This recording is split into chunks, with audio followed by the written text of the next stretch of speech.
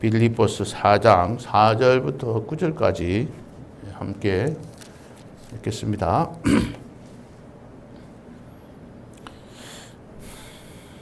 주 안에서 항상 기뻐하라. 내가 다시 말하노니 기뻐하라. 너희 관용을 모든 사람에게 알게 하라. 주께서 가까우시니라.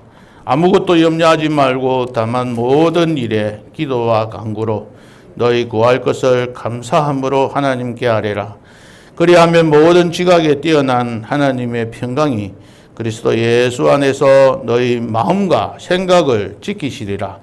끝으로 형제들아, 무엇이든지 참되며 무엇이든지 경건하며 무엇이든지 옳으며 무엇이든지 정결하며 무엇이든지 사랑받을 만하며 무엇이든지 칭찬받을 만하며 무슨 덕이 있든지 무슨 기림이 있든지 이것들을 생각하라.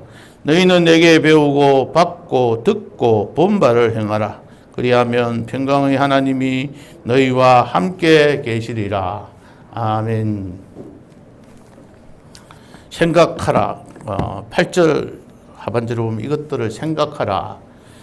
그리고 9절에 보면은 중간에 보면 행하라 이런 말씀이 나옵니다. 그래서 생각하라 그리고 행하라는 제목으로 말씀을 드리고자 합니다. 우리나라의 역사 중에서 우리들이 잊어버리고 싶은 사건들이 몇 가지 많이 있는데 그 중에서 35년 동안 일본의 식민지 생활을 한 것과 또 6.25 전쟁을 우리가 기억할 수가 있습니다. 이 두 사건들은 우리나라에서 참 없었어야 될 아주 오점을 남긴 하나의 역사라고도 봐집니다. 근데 이 두 사건을 또 다른 관점으로 보면 하나님께서 우리에게 복 주시기 위함이었다라고 볼 수가 있습니다. 오늘 어떤 분하고 같이 이야기를 나누는 중에 식사를 하면서 이야기를 나누는 중에 이분이 이런 말씀을 하셨어요. 그래서 오늘 이 말씀을 통해서 우리의 관점이 바뀌면 모든 것들을 또 다른 모습으로 우리가 생각하면서 볼 수가 있겠구나 하는 생각을 했었습니다. 먼저 우리나라에 1880년경에 한국에 기독교 문화가 들어왔습니다. 조선시대 때도 고종 때도 선교사가 궁궐에 들어가서 왕에게 조언들을 많이 했습니다. 기독교도 전하기도 하고 말씀들을 전했습니다. 그 선교사가 들어와서 제일 먼저 말한 것들 중에 여러 가지가 있겠지만 한국에 있는 노비 제도에 대해서 이 제도를 고쳐야 된다고 권했다고 합니다. 같은 민족을 어떻게 다른 민족도 아니고 같은 민족을 종으로 삼고 이렇게 살아갈 수 있는 이 제도는 잘못된 거다. 이거는 하나님께서 허락하지 않으시는 일이다. 그래서 왕들에게 이야기를 하면서 귀족들에게 대신들에게 이 제도를 하루빨리 철폐해라. 이것은 더 이상 있어서는 안 되는 제도다. 이렇게 가르쳐 줬답니다. 그런데 그 왕들이나 귀족들이, 양반들이 이 제도를 없애지는 않는 거잖아요. 이걸 없애버리면 자기들한테 아주 큰 유익을 되치는, 이걸 없애버리는 건데, 결단할 수가 없는 것이죠. 그래서 이것을 없애기 위해서, 이걸 없애야만이 대한민국이 발전할 수 있다고 보셨던 겁니다. 그래서 하나님께서 35년 동안에 일본의 식민지 생활을 하면서 그 기간 동안에 이 노비제도가 완전히 없어지게 됐다는 것이죠. 그래서 이 일을 통해서 어떻게 보면은 모든 사람이 평등하게 되어지고 또 좀 더 낮은 신분에서 살았던 사람들은 높은 신분을 갖게 하기 위해서 더 높은 신분의 상승을 위해서 열심히 일하게 되고 나는 남보다도 내 자식은 나는 이렇게 살았지만 내 자식은 그렇게 어떤 노비와 같이 그런 천하게 살기는 것을 허락하지 않는다. 그래서 자기가 가지고 있는 모든 것을 내어놓고 자녀들을 위해서 교육하고 소도 팔고 논도 팔아서 자녀들을 교육해서 지금의 대한민국이 이루어지게 되었다. 그 노비제도가 없어지게 되면서 우리나라가 이렇게 발전되게 됐다. 그것은 바로 하나님께서 우리나라에 35년 동안의 일본 식민지 시대를 가져오게 만드셔서 이런 결과를 가져오게 하기 위한 하나의 과정이었다. 이렇게 보시더라는 거죠. 그러니까 우리가 생각해 보면 하나님께서 우리나라를 복 주시기 위해서 35년 동안 일본 식민지 생활을 하게 만들었구나. 이런 생각들을 가져보는 거죠. 두 번째는 우리나라에 그리고 해방이 되고 난 다음에 공산당이 굉장히 많이 이 나라를 어지럽게 만들었습니다. 약 1945년부터 1950년 그 사이에는 공산당이 굉장히 크게 많이 활동하던 시대였습니다. 이승만 대통령이 초대 대통령으로 당선이 되어지고 취임해서 1948년에 대한민국이 독립되어졌지만 이 공산당에 남아있는 세력들 때문에 굉장히 혼란스러웠다는 겁니다. 그런데 이때에 이 공산당을 없애기가 굉장히 힘들어졌던 것이죠. 목사님께서 말씀을 하셨던 것 중에 위조 집회 사건 때문에도 있었지만 특별히 6.25 사변을 인해서 공산당이라는 것이 어떤 것인지 이 나라의 모든 사람들을 알게 만들고 그 당시에는 뺄갱이다 이렇게 이야기했지 않습니까? 그 사람들을 모두 다 색출해서 제거시키는 데에 큰 역할을 한 것이 6.25 사변이라는 겁니다. 그러니까는 이 사건들이 우리가 보기에는 아주 좋지 않고 우리들한테는 큰 고난이었고 고통을 안겨준 사건이지만 하나님께서 우리나라를 보실 때에 우리의 어떤 앞날을 내다볼 때에 우리에게 큰 복을 주시기 위한 하나의 과정이었다는 겁니다. 그러니까는 이 사건들이 보기에 따라서 어떤 관점으로 보느냐에 따라서 그것이 나에게 큰 환난이나 재난으로 볼 수도 있는 것이고 그것을 오히려 더 나를 발전시키게 하는 하나의 과정이라고 볼 수 있는 것이죠. 그렇게 보는 사람은 그 고난을 당하면서도 그 고난을 겪으면서 그 사람들이 즐거워하고 기뻐할 수 있는 겁니다. 왜냐하면 그 고난 뒤에는 내가 큰 축복을 받을 것이기 때문에.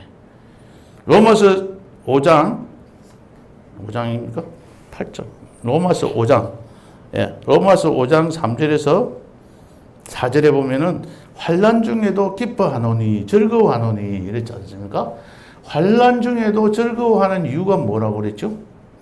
그 환난이 인내를 만들어낸다. 참고 견디는 힘을 길러준다는 것이죠. 그 인내는 연단을 만드는, 그 인내를 자꾸 참아내면 내가 연단이 되어진다. 계속 단단해진다는 것이죠. 어떤 환난이 오더라도 넘어지지 않고 쓰러지지 않게 만들어주시는 그 하나님의 놀라운 역사를 보는 겁니다. 그 연단을 통해서 어떻게 됩니까? 마침내 소망을 이루게 된다는 것이죠. 우리가 바라고 원하는 것들을 그곳에서 이루어질 수 있기 때문에 그래서 기뻐하고 즐거워한다.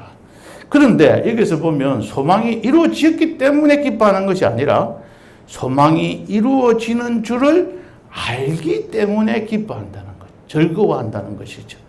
이 지금 현재 당하고 있는 이 고난이, 이 고난 뒤에는 반드시 그 소망이 이루어지고 우리가 바라는 것들, 우리가 더 큰 축복을 기다리고 있다는 그 사실을 아는 것으로 기뻐한다는 것입니다. 즐거워한다는 것입니다. 내가 현재 이 순간에 기도하고 간구하였던 그 기도가 응답되어졌기 때문에 하나님 앞에 기뻐하고 감사하는 것이 아니라 이 고난을 당하고 있는 이 순간에 하나님 앞에 기뻐하며 감사한다는 겁니다. 왜냐하면 이 고난을 통해서 우리에게 인내를 가져오게 하시고 참고 기다리면서 이 순간을 참아 견딘다는 것은 너무 힘듭니다. 환난을 당하고 어려움을 당하는 것을 이겨낸다는 것이 힘든 것은 누구나 똑같습니다. 그러나 그것을 이겨내는 사람과 이겨내지 못하고 넘어지는 사람과의 차이는 엄청나게 큰 것이죠. 그러나 이 고난을 또 피할 수도 있습니다. 도망을 갈 수도 있습니다. 회피할 수도 있습니다. 그러나 회피하고 도망가는 것도 마찬가지로 이 고난을 참아내지 못하는 것과 동일한 겁니다.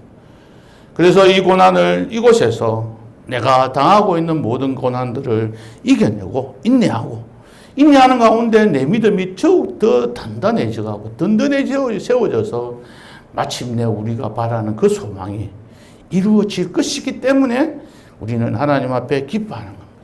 하나님께서 우리에게 주시는 그 기쁨은 바로 이러한 기쁨입니다. 새벽에 말씀을 드렸듯이 내가 기도한 기도가 내 자녀를 위해서 기도했더니 자녀가 자기가 바라는 원하는 직장도 얻고 또 자기가 바라는 어떤 배우자도 얻어서 행복한 가정을 꾸려서 살아가는 그 모습을 바라보면서 기쁘다, 행복하다 이런 느낀 것이 아닙니다. 이것을 하나님께서 주시기 위해서 우리를 이곳에 부르신 것이 아닙니다. 그것은 부수적으로 따라오는 것이지만 그것을 쫓아서 살아가는 것이 아니다는 것이죠. 우리가 몸이 아픈 사람들이 힘이 들고 막 괴롭고 어느 병원에 가도 어느 의사한테 찾아가도 병이 고쳐지지 않아서 힘들고 어려웠는데 교회 나왔더니 하나님 앞에 기도하고 간구하였더니 내 병이 깨끗하게 나아졌다고 기뻐하고 즐거워하는 그 기쁨을 하나님께서 말씀하시지 않는 겁니다. 그것은 어떻게 보면 낮은 단계의 기쁨이라는 것이죠. 높은 단계의 기쁨은 아직까지 이루어지지 있지 않지만 이 힘들고 어려운 이 과정을 어떻게 이겨내느냐에 따라서 이것을 어떤 관점으로 보느냐에 따라서 내 마음에 생기는 그 기쁨을 하나님께서 참된 기쁨이라고 말하고 그런 자에게 하나님께서 주시는 평강이 넘치게 되는 것입니다. 이러한 신앙, 이러한 마음을, 이러한 어떤 관점으로 모든 나에게 닥쳐지는 어려움들을 바라보신다면은 이 일들이 장차 1년이 지날지, 2년이 지날지, 10년이 지나고 나서 올지, 20년이 지나고 다시 올지, 아니면 내 자녀에 대해 와서 그 일이 이루어질지는 모르겠지만 그 소망을 마침내 이루어주시는 하나님의 계획 아래에서 이 땅에 이 모든 일들이 이루어지고 있다는 것을 우리가 생각할 때에 이미 우리는 받을 것이라고 다 알기에 하나님 앞에서 기뻐하고 즐거워하는 것입니다.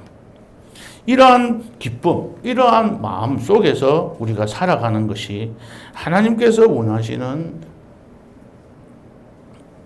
계획이고 섭리인 것입니다. 바로 그 기쁨은 어디에서 얻는 것이냐? 첫째는 가정 공동체에서 얻으시는 것입니다. 우리의 가족 공동체에서, 우리 가정 속에서 내가 가정을 꾸리면서 자녀들과 함께 가정을 꾸리가 살아가는 날 동안에 당하는 모든 어려움과 환난, 다 가정마다 기쁘고 즐거운 일이 생기는 것이 아니라 그 가정마다 찾아가 보면은 아픔이 있고 슬픔이 있고 힘든 고난이 있고 다 괴로운 것들이 있습니다. 그러나 그 고난을 통해서 하나님께서 인내하게 하시고 그것을 통해서 연단하게 하셔서 마침내 소망을 이루어 주실 줄을 믿고 그것을 믿고 나아가는 사람들이 바로 그리스도인들이고 그런 사람이 성도들인 것이죠. 그렇지 않으면 이 자리에 나와도 하나님 앞에서 그리스도인이라고 말할 수가 없는 것이잖아요. 그래서 그러한 기쁘게 하나님을 기뻐하는 그 공동체 나아가서 우리 교회의 모든 성도님들이 사실상 다른 교회 가버리면 우리는 또 다른 사람처럼 이렇게 생각할 수 있지 않습니까? 그런 사람이지만 그래도 우리가 기뻐하면서 같이 공동체로 살아가는 것이 우리가 살아가야 할 기쁨입니다. 저는 이번에 아들을 결혼시키면서 참 감사하고 기뻤습니다. 왜냐하면 그 중에 여러 가지들이 있지만 첫 번째는 첫째 딸을 결혼시킬 때는 그 교회를 떠난 지가 그렇게 얼마 안 됐습니다. 그리고 제가 교회에서 봉사를 하고 난 뒤에 성도들한테 무슨 저희 집안에 뭐 일이 있어가지고 경조사에 조금이라도 부조를 받거나 이런 거는 전혀 없었습니다.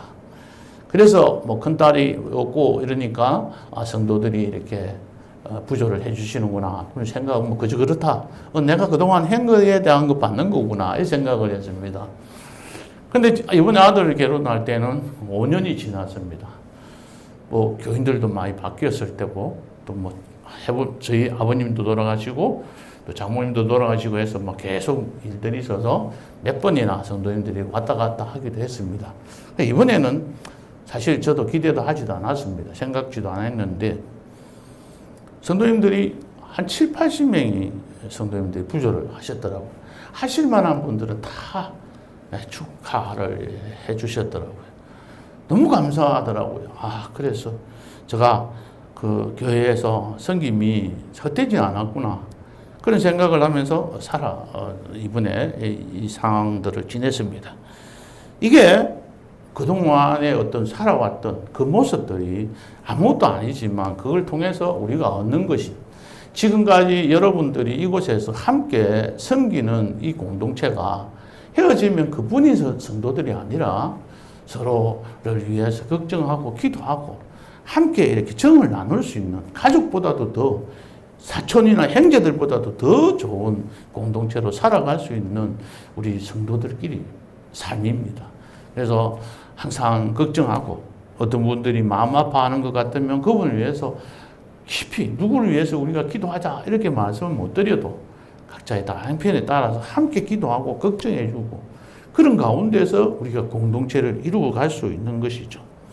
그래서 주 안에서 항상 기뻐하면서 살아가도록 하나님께서 말씀하셨던 것처럼 이런 기쁨을 누리고 생각의 관점을 바꾸어서 우리의 모든 그 삶이 기쁨으로 변화되어질 수 있도록 해야 할 것입니다. 오늘 6절에 5절에서 읽었던 말씀이 관용을 베푸는데도 왜 우리는 마음에 기쁨이 없을까? 나는 관용을 이렇게 베풀고 있는데 기쁨이 없는가? 그 이유를 우리 자신한테 찾아봐야 할 것 같습니다. 여기 보면은 어떻게 관용을 베풀어라 했냐면 모든 사람에게 관용을 베풀어라 했습니다. 내 마음에 드는 사람한테는 용서해주고 베풀어주고, 마음에 들지 않는 사람 안 돼. 너는 안 돼. 너는 내가 도저히 용서해 줄 수 없어. 이런 것이 아니라 내가 할 수 없는 사람이라도 도저히 생각만 해도 막 마음이 아프고 그 사람만 생각해도 막 복수하고 싶은 마음이 생겨도 그 사람을 용서하고 그 사람에게 관용을 베푸는 자에게 하나님께서는 기쁨을 주신다, 평강을 주신다는 것이죠. 그렇지 아니하고 어떤 사람한테는 잘해주고 어떤 사람은 안 해서 마음에 내가 괴로워본들 내만 속이 상하는 거예요. 그 사람이 내가 괴로워하는 거 알고 있을까요? 그 사람이 내가 미워하는 거 알고 있을까요? 전혀. 아주 자유롭게 편안하게 잘 삽니다. 내가 무슨 소리를 하든 안 하든 그와 관계없이 그분은 항상 자기의 자유롭게 살아갑니다. 그런 사람에게 우리가 관용을 베풀어 줘버려요. 편안하게 생각해야지. 이놈을 꼭 안고 끝까지 살아본들 내만 손해는 거죠. 세상살이도 마찬가지입니다. 하나님께서 가르치신 대로 관용을 모든 사람에게 다 베풀어. 왜? 주님께서 가까우시기 때문에. 주님께서 오시면 이 모든 문제가 다 해결되어 주고, 하나님께서 야, 너 수고했다, 고생했다, 억울하지? 내가 다 안다. 내가 너의 사정을 다 아니라 걱정하지 마라, 괴로워하지 마라 하면서 하나님께서 위로해 주시는 거죠. 그래서 우리는 관용을 베풀면서 살아가라는 겁니다. 그리고 항상 하나님 앞에 감사함으로 하나님 앞에 아뢰는 이러한 실천하는 삶을 지키면 평강이 우리의 생각과 마음을 지켜주신다고 분명하게 말씀을 하고 있습니다. 그러면서 8절에 보면 다시 끝으로 이렇게 하면서 다시 한 번 더 여러 가지 말씀을 하고 있습니다. 끝으로라는 이 말은 무엇을 끝낸다, 마지막이다 이런 뜻이라기보다는 지금까지 한 내용을 정리를 하고 이제 새롭게 어떤 말들을 정리를 하는 그런 입장에서 한 말입니다. 새로운 주제로 넘어가기 위해서 사용하는 그런 표현입니다. 다시 말하면 지금까지 기쁨과 간용과 기도 생활에서 말을 하고 있다가 이제부터는 그리스도인으로서 반드시 지켜야 할 덕목이 무엇인지, 그리스도인들은 이러이러한 것들을 지키면서 살아가야 한다는 것을 가르쳐 주기 위해서 이 말씀들을 하고 있습니다. 8절에 보면은 첫 번째로 우리가 생각할 건 생각하라. 이 모든 것을 생각하라고 했습니다. 무엇을 생각해야 되느냐면 8가지가 나와 있는데 그 중에서 6가지를 한번 살펴보겠습니다. 첫 번째는 참되게 살아야 된다. 참되게. 두 번째는 경건하게 살아야 된다. 세 번째는 옳게 살아가야 된다. 옳은 행동을 하면서. 네 번째는 정결하게 살아가야 한다. 다섯 번째는 사랑받을 만한 짓을 하면서 살아가야 된다. 남들한테 사랑받을 행동들을 하면서 살아가라. 여섯 번째는 칭찬받을 만한 일을 하면서 살아가라. 이 일들은 6가지는 우리 성도들끼리도 해야 되지만 믿지 아니하는 세상 사람들과 또 같이 생활하라는 뜻입니다. 이 표현들은 우리는 볼 때는 똑같은 한글이 있어 무슨 용어로 또 쓰는 것이라서 뭐 똑같은 말인가 보다 생각할 수 있는데 그 당시에 빌립보 교회 성도들에게는 어떤 의미로 다가오느냐 하면 예수를 믿기 전에 세상에서 교육을 받을 때 다 들어왔던 이야기들인 것이죠. 그러니까 우리가 예수 믿기 전에 학교에서 공부할 때 선생님이 가르쳐 주던 그 당시에 철학자들이 세상 사람들에게 이렇게 살아야 된다라고 가르쳐 줬던 그 덕목이 이 6가지라는 겁니다. 그러니까 우리들이 이 땅에서 예수 믿는 사람이기 때문에 이 땅에 살아가는 것이 아니라 예수 믿지 아니하는 사람들과 세상 속에서 살아갈 때 그리스도인으로서는 이렇게 살아가야 한다는 것을 가르쳐 주고 있는 것이죠. 여기서 참되다는 것은 그 반대말로 말하면 거짓되는 것이죠. 거짓되게 살지 말고 참되게 살아가는 겁니다. 거짓말을 자꾸 해가지고 이 거짓이 승리하게 되는 세상을 만들어서는 안 되는 것입니다. 저는 이번 선거가 오늘 좀 있으면 개표를 하시겠지만 정말 하나님 앞에 기도하는 것이 뭐냐면 거짓말을 하는 사람들은 패배하게 만들어야 돼요. 어떻게 학교에서 애들한테 참되게 정직하게 살아라고 가르쳐 줄 수가 있겠습니까? 예수 믿는 사람은 특별히 거짓말을 하면 안 됩니다. 바로 진실되게 이야기해야 됩니다. 어떤 일이 있더라도 거짓말을 하면 안 됩니다. 속이면 안 됩니다. 근데 잘 속이는 사람들이 있어요. 첫 번째는 우리가 딱 한마디 어쨌든지 거짓말을 해보고 탄로가 나면 그때서 뭐 정직하게 이제 진실 사실은 그게 아니고 이러면서 이야기를 하는 거죠. 사실은 하는 단계에 가기 전에 우리는 정직하면서 살아가야 합니다. 참되게 살아가는 것이죠. 두 번째는 이 경건하다는 것은 경건의 이 신앙적인 어떤 경건을 말하기보다는 좀 품위 있고 위험 있고 좀 명예롭게 살아가. 품위 있게. 좀 예수 믿는 사람들이 좀 밖에 나가면 사람들한테서 좀 인정받을 수 있도록 좀 품위 있게 살아라는 겁니다. 품위 있게 살려면 어떻게 살아야 될까요? 제가 생각하는 건 손해보고 살아야 될 것 같아요. 손해를 보지 않고 내가 뭐든지 하나 주면 하나 받고 내가 줬는데 안 주고 이러면은 이런 식으로 살아가면은 좀 그렇잖아요.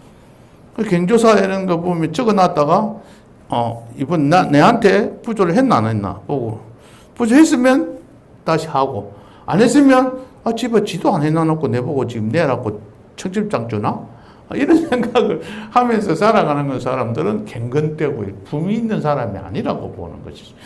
그와 같은 것이 없이 모든 사람들에게 베풀어 주는 그 삶을 그런 사람을 품위 있게 살아가는 그것을 여기서 경건하다 이야기를 하는 겁니다. 세 번째는 옳게 살아가야 된다. 옳고 그름은 무엇을 보고 판단하냐면 하나님의 말씀의 기준에서 이것은 옳고 이것은 그르다 이렇게 판단하면서 살아가야 된다는 것입니다. 참된 것하고 거짓된 것하고는 그 차이는 조금 다르다는 것을 우리가 알 수 있습니다.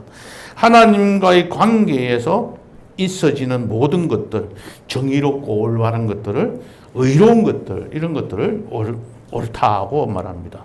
세 번째는 정결한 겁니다. 정결하다는 말은 좀 깨끗하다, 순결하다, 이런 것입니다. 특히 유대인들은 이 정결 의식이 굉장히 강합니다. 그래서 집에 반드시 밖에 나갔다가 들어오면 손을 깨끗이 씻는, 전혀 아예 씻지 않는 사람들은 없다고 합니다. 그래서 이 전염병이 돌아도 유대인들은 잘 그렇게 힘들게 어렵게 고생하지 않는다고도 이야기를 합니다. 어쨌든 이 정결한 삶을 우리 성도들은 모든 생활에서 깨끗하게 살아가야 한다. 그 다음에 여기 보면은 사랑받을 만하며 사랑할 만하며 이렇게 개역 한글 성경에서는 사랑할 만하며 이렇게 번역을 했는데 사랑할 만한 것보다는 사랑받을 만하며가 맞는 것 같아요. 내가 행동을 어떻게 하면은 주변에 있는 사람들부터 사랑받을 수 있는지, 칭찬받을 수 있는지를 우리가 깊이 고민해야 합니다. 저 사람은 왜 나 사랑 안 해? 사랑 안 하는 이유가 있죠. 저 사람은 나를 칭찬 안 해. 내가 칭찬받을 만한 일을 안 했기 때문에 칭찬 안 하는 거잖아요. 그런데 우리들은 상대방을 보고 저 사람은 나 사랑 안 한다고. 저 사람은 왜 나한테 뭐든지 좀 따뜻하게 대하지 않느냐고. 저 사람은 왜 이렇게 상대방을 말하는데 그것은 내가 사랑받을 만한 행동을 하지 않았고 내가 칭찬받을 만한 행동을 하지 않았기 때문에 결국은 남 탓이 아니고 나에게 원인이 있음을 알고 항상 그렇게 살아가야 함을 말하고 있습니다. 이것이 바로 세상 사람들과 또는 우리 교회 안에서 사람들과 살아갈 때에 우리들이 지켜야 할 덕목입니다. 그리고 두 가지를 여기서 명사를 말을 하고 있는데 덕과 그 다음에 기림에 대해서 이야기하고 있습니다. 덕이라는 것은 이 모든 것들을 위에 6가지를 막 일일이 나열하려고 하니까 너무 많잖아요. 그래서 이걸 갖다가 그냥 포함해서 뭉뚱뜨려 가지고 덕이다. 포괄하는 의미다. 그래서 이런 사람을 뭐라고 이야기하느냐. 덕스럽다. 덕이 있는 사람이다. 이렇게. 그러니까 이 모든 덕목의 상위 개념이다. 이렇게 생각하면 되는 거예요. 그러니까 우리가 믿음이 있는 사람, 믿음의 덕을 쌓아가는 그 높아 있는 그 상태를 말하는 것이죠. 그러니까 도덕적이거나 신앙적이거나 모든 것들을 그 위에 상위, 이 모든 것들을 포괄하는 그런 개념입니다. 기림이라는 것은 하나님뿐만 아니라 세상 사람들로부터 받게 되는 그 칭찬을 받게 되는 그 칭찬. 칭찬받을 만한 짓을 해라. 덕이 있어야 되고, 그건 어떤 내부적인 내 마음에 갖는 어떤 덕이고, 기림, 남으로부터 칭찬 듣는 이 두 가지를 생각을 해봐요. 내 혼자서 잘하고 잘 살아가면 다른 사람부터 칭찬을 듣게 되는 것이죠. 칭찬받을 만한 사람은 좀 덕이 있는 사람이기도 합니다. 그래서 덕과 칭찬 이 두 가지라고 보면 이걸 전체적으로 포괄하는 말이라 이렇게 볼 수도 있습니다. 이런 평판을 듣고 살아가라고 하는 이유들은 무엇일까요? 바로 선교적인 사명을 생각해야 합니다. 우리는 그리스도인으로서 세상 사람들에게 이런 덕을 또는 칭찬받을 만한 행동을 하면서 저 사람이 믿는 예수님 때문에 나도 한번 믿었으면 좋겠다. 그게 가장 좋은 칭찬이지 않습니까? 근데 저 사람 보니까 나는 이제 예수 가는데 교회는 꼬라지도 쳐다보기도 싫어. 이러면은 이 모든 것들이 끝나버리는 겁니다. 그렇죠? 그래서 그것과 그거를 우리가 표현을 했습니다만은 이 모든 것들을 이렇게 살아가는 이유가 바로 하나님의 말씀이 이 세상 온 땅에 전해지도록 하기 위해서 그렇게 이것을 해야 합니다. 그런데 여기에서 이 말씀을 하고 있습니다. 이것들을 생각하라. 그렇게 말씀을 하고 있습니다.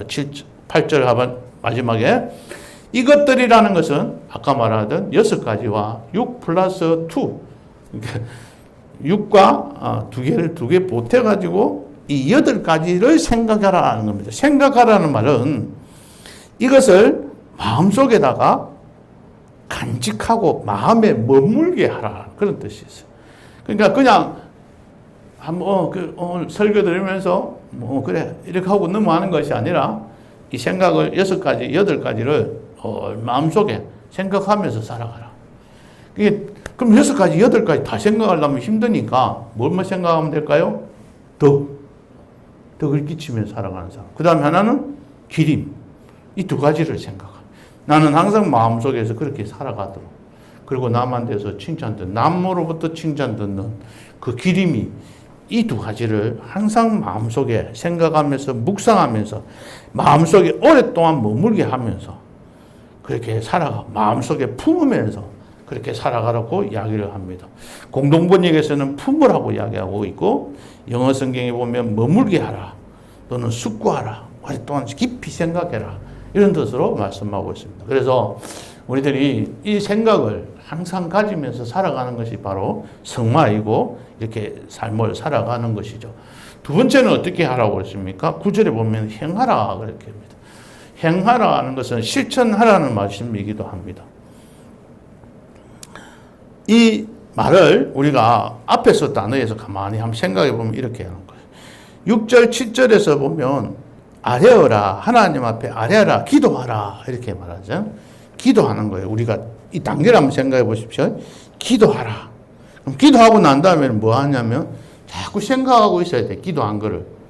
기도할 때 기도만 하고 끝난 것이 아니라 이것을 머릿속에 자꾸 생각하고 오랫동안 머물고 감사하고 생각하고 있어야 되는 거예요. 왜? 하나님께서 어떻게 역사하시는지를 보면서 내가 생각하고 있는 거죠. 하나님 앞에 내가 기도를 드렸는데 이 기도를 하나님은 어떤 식으로 응답하시는지 우리가 원하는 방법이 아닌 하나님이 원하고 계획하시는 그 방법대로 이루어가고 있는데 그것을 생각하고 있는 거예요. 그리고 생각하고 있는 것은 생각만 끝나는 것이 아니라 그것을 행하는 단계로 나아가라는 것입니다. 기도와 묵상과 행동으로 옮기는 거죠. 아뢰는 것은 기도고 생각하는 것은 묵상이고 행하는 것은 행동입니다. 그래서 기도하고 묵상하고 행동하라는 것은 무엇을 바울이 가르쳐 준 것이죠. 바울에게서 배우고 바울에게서 받고 바울에게 듣고 본 바를 이 네 가지를 행하고 살아가라고 말하는 겁니다. 우리가 교회에 와서 담임 목사님을 통해 가지고 여러 가지 말씀들을 많이 듣고 행했습니다. 그래서 그걸 배웠습니다. 그렇죠? 들었습니다. 그리고 이 받고는 어떤 걸 말하냐면 이 다른 나라에서는 그리스 정교 이런 데서는 이 전통을 굉장히 또 가톨릭에서도 정교 이런 데서는 이 전통을 굉장히 중요시합니다. 그러니까 우리 선조들이 믿었던 그 어떤 전통 의식 이것을 그대로 받아서 우리가 그대로 지켜가야 한다. 그런 뜻으로 이 받고라는 말입니다. 그 다음에는 여기 보면 바울이 한 것을 보고 본 거 이 말은 우리 장로님께서 하시는 그 모든 모습을 우리가 보는 거잖아요. 우리 믿음의 선배들이 하는 일을 보는 거죠. 그러면서 저 장로님처럼 살아야 되겠다. 이런 마음들을 가지는 겁니다. 그래서 제가 어릴 때 청년 때에 나는 결혼하면 저 목사님, 저 장로님처럼 저 장로님 가정처럼 살아야 되겠다. 이런 꿈을 꾸고 살았던 적들이 있습니다. 그 장로님이 늘 많은 걸 베푸시고 교회 오시면 늘 웃지 성을 한 번도 내시는 적이 없는 거죠. 저는 화를 많이 내는 사람이기 때문에 더더욱 그 모습이 좋았습니다. 행복 웃으면서 집사님 안녕하세요 하면서 하고 또 그 근사님은 집에 오는 손님들을 어찌든지 손님들 계속 안 오면 오라고 해가지고 접대하면서 그 가정은 그야말로 웃음이 넘치는 그런 가정으로 그래서 그 집에 사이가 될 뻔도 했습니다. 어쨌든 그러한 본바대로 그 본바를 우리가 행할 수 있는 거잖아요. 그러니까 우리들도 그러한 모습으로 살아가도록 우리가 살아가야 합니다. 이렇게 살아가는 사람들에게는 어떻게 해주신다고 했습니까? 다 같이 그리하면 한번 읽어보시겠습니다. 시작. 그리하면 평강의 하나님이 너희와 함께 계시리라. 하나님이 함께 계시는 게 가장 큰 축복입니다. 여기에서 더 이상 큰 축복을 받을 기대하지 마시고 나의 모든 행하는 일들에 하나님이 함께 하시는데 그 하나님 함께 하시는 것이 가장 큰 축복이지 거기서 뭘 더 바라고 더 원하고 물질적인 축복을 자꾸 생각하다 보니까 내 마음에 기쁨이 사라지는 겁니다. 왜냐하면 그것은 얻을 수가 없기 때문입니다. 내가 원하는 물질, 내가 원하는 건강, 내가 원하는 자녀의 어떤 미래 이런 것들은 우리가 원하는 대로 안 됩니다. 그렇게 되는 게 하나도 없어요. 몇 퍼센트가 이루어질 수는 있을지 모르지만 거기에 우리의 소망을 두고 살아가면 우리의 마음속에는 기쁨이 없는 것입니다.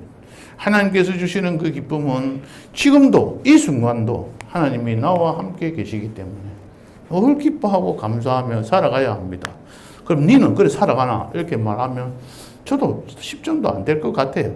그렇지만 하나님께서 이렇게 내가 몇 시간 우리의 24시간 중에서 단지 1분이라도 그 생각하고 있으면 내 마음이 너무 기쁜 거예요. 그 기쁨을 우리가 맛보면서 살아가는 것이 이 땅에서 하나님 나라로 우리 살아갈 수 있는 그러한 길들인 겁니다. 이런 평강의 하나님이 우리를 지켜주시기 때문에 7절을 보시면은 하나님의 평강이 너희 마음과 생각을 지켜주신다고 했습니다. 마음과 생각은 여러 가지도 있지만 우리가 염려하고 걱정하는 것이 이 마음에서 생기는 거죠. 우리가 마음이 편하지 않고 불편한 것들이 전부 마음에서 생기는 겁니다. 이 마음을 하나님께서 컨트롤해 주시겠다는 겁니다. 이 마음을 하나님의 평강이 지배하겠다는 겁니다. 이 마음, 이 하나님의 평강이 이 마음들을, 이 생각들을, 관점을 바꾸게 만들어 주시겠다는 겁니다. 처음에 말씀에 들었던 것처럼 우리의 생각이, 우리의 관점이 이와 같이 변해진다면 우리는 걱정하던 근심하던 모든 것들이 평강으로 바뀌어지리라고 믿습니다. 말씀을 맺겠습니다.